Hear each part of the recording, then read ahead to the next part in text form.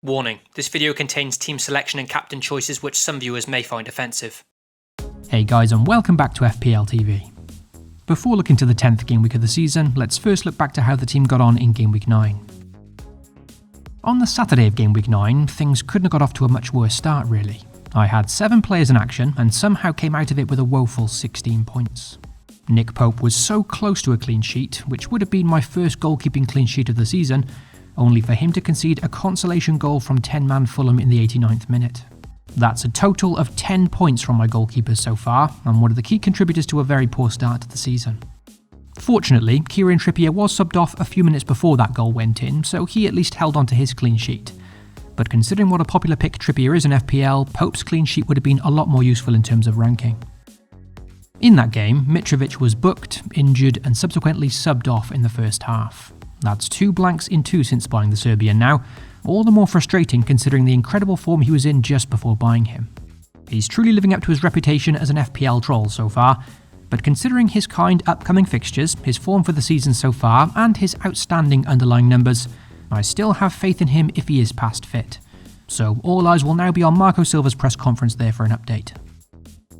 One of the key decisions on my wildcard in the previous Game Week 8 was to include Alexander-Arnold instead of Wilfried Zaha. I was quite excited to own him as a differential here at home to Brighton, but sadly a 0-pointer there for the right back, with Liverpool conceding 3. It was another poor defensive display from Liverpool, and although I still consider Trent to be an excellent FPL asset, with Arsenal and Man City in his next 2 games now, it's getting difficult to justify holding on to him. So with a total of 16 points from 7 players, and at the end of Saturday my team dropping to an abysmal 3 million, things were looking very bleak with just 4 players to go.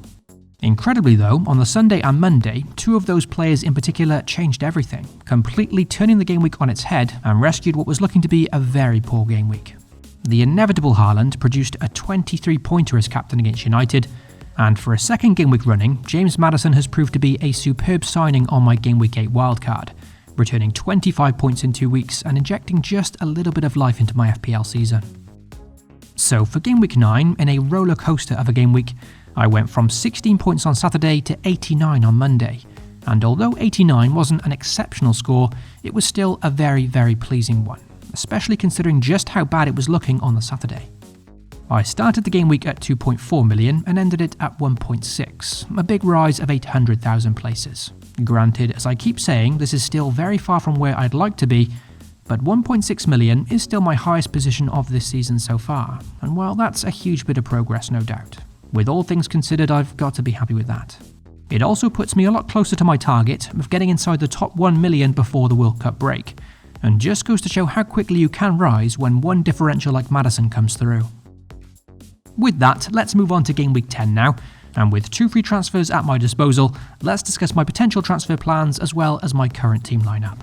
Also, if you do enjoy the content here at FPL TV, then be sure to leave a like and most importantly, get subscribed. You can also hit the notification bell so you always know when a new FPL video goes live. I've not made any transfers yet this week, and that's because my transfer activity will depend on the severity of Mitrovic's injury. So I'll be first waiting to hear from Marco Silva's press conference before deciding on what to do with my team. If Mitrovic is okay, the initial plan this week was to consider downgrading Alexander-Arnold and therefore funding a move for Wilfried Zaha in midfield, depending on how Liverpool looked in game week 9. With another poor defensive display from them, and with the Reds now set to face Arsenal and Man City in the next 2 games, that's still the plan I'm most likely set to carry out. So with 2 free transfers, I'm considering to sell Trent and then upgrade my budget midfield to Jack Cole back to Wilfried Zaha. Palace have excellent fixtures all the way up until the World Cup break now, and with Zaha, a 90-minute man on penalties with no threat of rest or rotation, he looks a very solid option for the remaining 7 game weeks. I do have some reservation here though, because although this move does seem to make a lot of sense on paper, Alexander-Arnold has been for many years now an FPL asset that I trust. And with Zaha, well, in my personal experience with him it's always been quite the opposite, so that's what I'm battling with. If I am to make this switch, then I'll have just 4.4 million to spend on a replacement defender. And in that budget defender, I'll be looking for 2 things. The first is to be a decent backup to Mitrovic should he be confirmed out this game week, and the second is to make sure they have a decent fixture in game week 12 as well, when notably Arsenal and Man City blank and I'll then have to play that defender. Wesley Fofana at Chelsea ticked both of these boxes, especially with a goal-shy Wolves at home up next. But sadly, with him now getting injured in midweek, well, I'm left with two other options.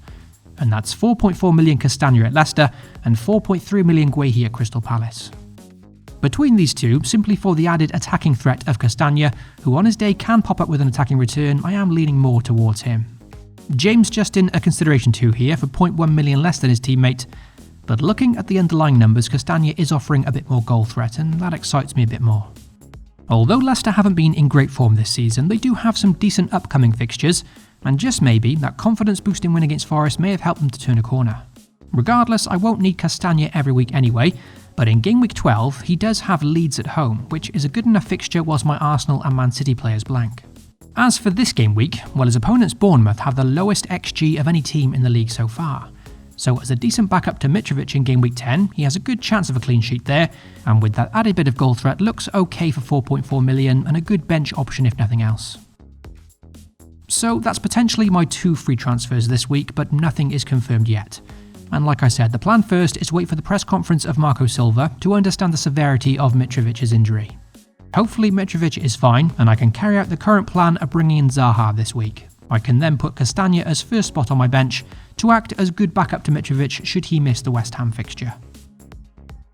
For the captaincy in Game Week 10, well, no surprises for guessing it's very likely to be Erling Haaland once again, especially after coming off at half-time in midweek. With 3 consecutive home hat-tricks in the Premier League, and with a home fixture against Southampton up next, very difficult to look elsewhere really. In fairness, all 3 of my City assets are tempting captain options this game week, and with Kyle Walker out injured, and therefore Cancelo potentially being deployed on the right-hand side, he often offers good attacking threat there, and I'm hoping he too can do well this game week.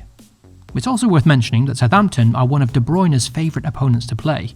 In 11 league appearances, he's produced 4 goals and 8 assists against them, and with a nice rest for him in midweek, he looks nailed on to start and could be in for a very big haul himself.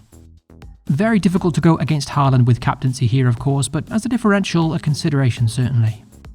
With regards to Haaland this week, I'd be lying if I said I hadn't considered putting the triple captaincy on him, but I think it's more than likely that I'll still wait for a double game week to use it. So that's my team and transfer thoughts heading into Game Week 10. Hopefully you enjoyed the video, and if so, be sure to leave a like and get subscribed. Good luck to you all for Game Week 10, FPL responsibly, and I'll catch you all next week.